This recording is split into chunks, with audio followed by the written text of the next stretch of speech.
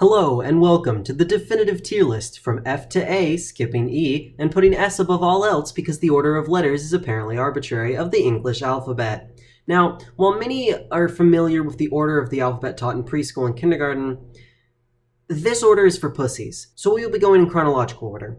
That is, the order the letters were added to the alphabet. Of course, we can't know the true order, so when chronological order cannot be determined, I'll default to what I will henceforth refer to as the pussy order. Now, I have done an unhealthy amount of research for this definitive tier list. The alphabet used to be super kick-ass, evolving from hieroglyphics into its simplified form today. What makes the alphabet so great is its ease of use and the simple versatility of its letters, all of which the English language abuses to make its spellings utterly incomprehensible. Finally, before we begin, I will only be ranking the uppercase letters today. The lowercase alphabet developed as a cursive style from the uppercase alphabet, and many of the designs are very similar anyways. I will, however, be including some honorable mentions from Old English because I think they're cool, and no, I'm not biased because I speak English. This is my definitive tier list, shut up. Alright, so let's begin with the letter A. A is a pretty solid letter. It has a simple, easy, recognizable design. It's a pretty common letter, and it's so loved that its Greek name, alpha, literally makes up half the word alphabet. When you think alphabet, you think A. I'm gonna have to give this one an easy A tier. Next up is B, the other half of the alphabet. When you think alphabet, you think A, and then you think B. Now, I might get some flack for this, but B isn't that popular of a letter. It's about average, and its sound isn't the prettiest. It's associated with words like blah and boo, which are not flattering. It has a very nice design though, and it looks like a pair of boobs, so as a cishet man, I can't put it too low. I have no strong feelings either way about it, but it isn't as bad as some of the other letters on this list, so I'm gonna have to put it in B tier. Next, when you think alphabet, you think you're A, B, C, G. That's right. Originally, the third letter of the alphabet was G. Now, technically, the letter C originally made the G sound before making both the G and K sound and being split into two letters. So it could be argued C should be the third letter and G put after it because its design came later. But C is a shit letter, so I moved it back to when the letter was split because fuck the letter C. Plus, G's sound came first, which, might I add, G has a nice sound. G is tough. It's intimidating. However, I have to dock points for its design. It is just C with a little dash on one end. As well, it tries to steal the J sound from J, which leads millions of idiots into thinking it's pronounced Jif every day, so for that I have to put G in D tier. Now we make it to D. Yeah, it's a letter. Now we make it to E. Now, E is a simple letter that's easy to stylize by elongating certain lines along it. And it's one of the easiest cursive letters to write. As well, I've used it 3 times in this sentence already and 6 more since that last remark. It's the most popular letter in the English alphabet. For that, I'm gonna have to put it in an easy A tier for pulling heavy duty. Some might say it should go in S tier, but I'm personally unable to put any English vowel into S tier due to inconsistent pronunciation. Sometimes it can be pronounced E, sometimes E. It can even make the sound of the letter U depending on the word, and all this prevents any vowel from making S tier. They need to know their place and pick a sound. No agnostic letters allowed here. Next, we have the letter F. Let's be real, we all just think of it as a demembered E, C tier. Language nerds might say that F should be higher because its design eventually became 5 of the letters of the modern alphabet, F, Y, V, U, and W. However, let me posit this. I don't care. U, my favorite vowel. I don't have much to say. It's at the end of the alphabet because I know it sucks and it took its design from F, so it can go with its friend in C tier.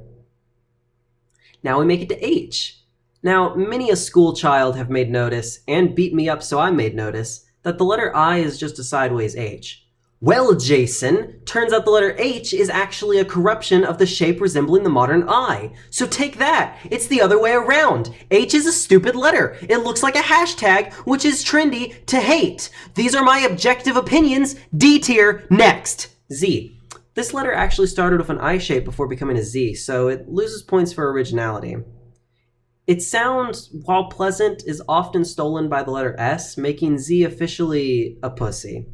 Also, Z is used so little that the Romans actually kicked it out of the 7th position in the alphabet in favor of G and put it all the way at the back. D tier.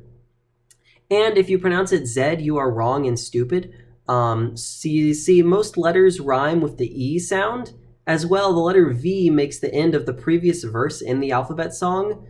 So to make it rhyme, as it should, as it's a children's song, it should end as Z. I's design was clearly simple and effective due to its use for other letters, and it even does heavy duty and becomes the word I, which Ayn Rand would argue is the most important word in the English language. It isn't very noticeable of a vowel, and it feels a bit more like a default sound just after A. It has some good qualities, but nothing outstanding, so for being otherwise inoffensive, I'm putting it in B tier. Okay, so K. Solid letter. Racists ruined it for me. C tier. L. Apparently many people, especially from Chinese and Japanese speaking regions, have difficulty pronouncing the letter L. This difficulty means L is officially a badass. Its design is also simple and effective, although it is often confused with a simplified I, so I can't put it too high. Although L is often lumped together with the next few letters of the alphabet to form the kindergartner's nightmare, LMNO. Some might deduct points for its lack of uniqueness, but for its ability to cooperate and for being the head of the monster, I give it major props. Any enemy of children is a friend of mine. B tier. M. The letter M is unique for its sound, which can be made with the mouth closed. For many years, I always thought the letter W was just an upside-down M, but okay, I'm bored. This is a boring letter. B tier. N. While many people think M's design lacks originality because it's just 2 N's, this is not true. This is literally all I have to say about this letter. C tier. O. Simple, sleek, modern. 2 of them look like boobs. B tier. P. In an attempt to keep things fair and unbiased, I'll put this in D tier because it's named after my least favorite bodily fluid, and I don't like thinking about its existence. Just a shitty rotated lowercase b anyways. Now, many people, including myself before this, believe Q originated from O like G did C, but no, it's just that shitty. It was actually created completely separately. That being said, its design is so stupid that people don't even know it's a unique letter. As well, Q is so useless it can't be used without another letter, U, and it doesn't even make its own sound. It just uses the K and the Y sounds put together. Because it wholly lacks a unique sound, I find the letter utterly useless and believe it should be removed from the alphabet. So I'm putting it in the F, F standing for removed from the alphabet tier. R. Now, not only does it look like a penised P, its original design was just a backwards P. Most of the world pronounces R with an alveolar tap like duh, but because of the way we pronounce it, it cripples many English speakers from learning proper pronunciation of other languages. Still though, the sound is cool and Britons can't even pronounce it, and fuck Britain, so instead of a D tier, I'm putting it in C tier. S.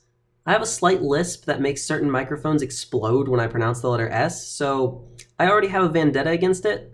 It messes up a lot of people too. As well, it tries to steal Z's sound sometimes. However, it is unique in that, unlike most consonants, it doesn't necessarily need a vowel between it and the next consonant. It also has a cool design, and its shape has explanatory powers, such as being used for road signs. Oh my god, it says B tier. T. I can never remember this letter's order in the alphabet. It looks like a paraplegic I, and it was the original end of the alphabet. T may have lost its bottom, but it is a bottom. D tier. Okay, now. X is a very solid letter. It has a very clear, unique, and just frankly good design. It is used in all sorts of expressions, such as X marks the spot, and is a pillar of math at this point. However, it is extremely rare in the English language. As well, it doesn't even have a unique sound, it just makes the K and S sounds. So, while I love the design, I have to admit it is a useless letter and should be dropped from the alphabet in favor of just using a K and an S. It will have to take the place of ampersand as the beta cuck that doesn't get sung about, but is still used in some instances, such as math.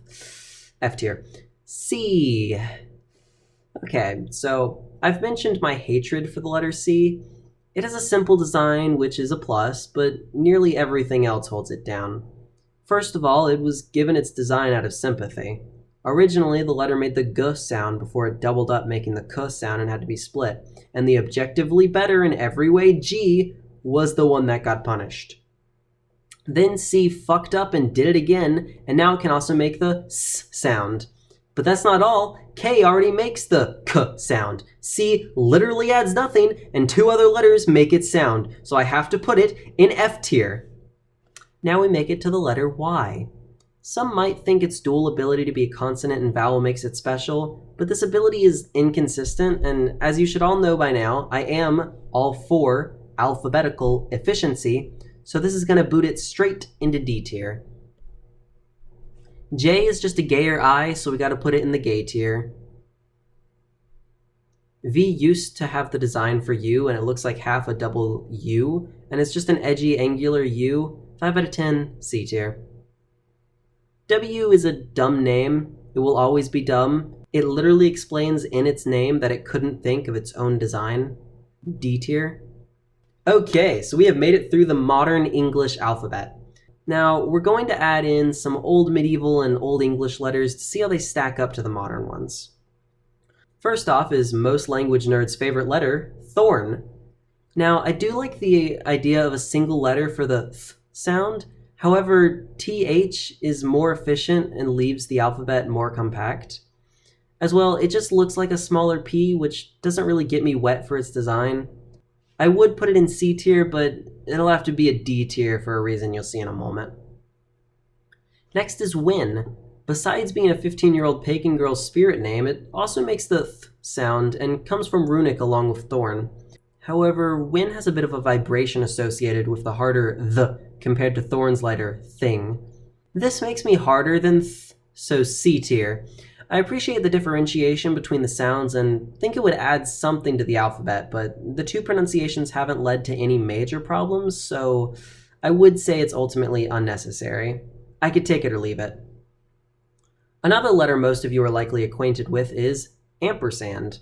This one stayed in the alphabet for a while and actually got its name from its placement, as the end of the alphabet used to be pronounced and per it say and. It has a really solid design, but it is difficult to draw well, and it only stands in for a single word, so its use is even less than X. So I'm gonna have to put it in F tier and second its removal from the alphabet. Now, similar to and, there is that. It's just a thorn with a line. It doesn't have the cool design that Ampersand does, and overall it's just dumb and unnecessary, so F tier. I'm glad it was removed. 2 more letters you might have seen are Ash and Ethel. For making single vowel sounds and not overburdening A, O, and E, they're safe from F tier, but they look stupid, so D tier. They would make it back into a definitive alphabet, but just barely, and they would need a redesign. Home stretch, people. I'll keep these next ones brief with a lightning round. Yog. I don't know how that's pronounced. Originally replaced the CH and GH to make a K and F, but the French thought it was stupid, and so do I. F. Long S. Doesn't have its own name. Doesn't do anything but make spelling harder. F tier. Ing. Not sure if I'm pronouncing that right. Replace the ng sound. Not necessary, but not useless. Dumb design holds it back. D tier. Owned. Ond? Originally the Latin ampersand, which then became the sound ond. This is an alphabet, not a syllabary. F tier. And finally, I didn't include the insular G because it becomes yog and it's stupid. Alright, so that is the definitive alphabet tier list. So now let's sing our new alphabet song. A, E, B, I, L, M, O, S, D, F, U, K, N, R, J, V, Win, G, H, C, P, T, Y, W, Thorn, Ash, Ethel,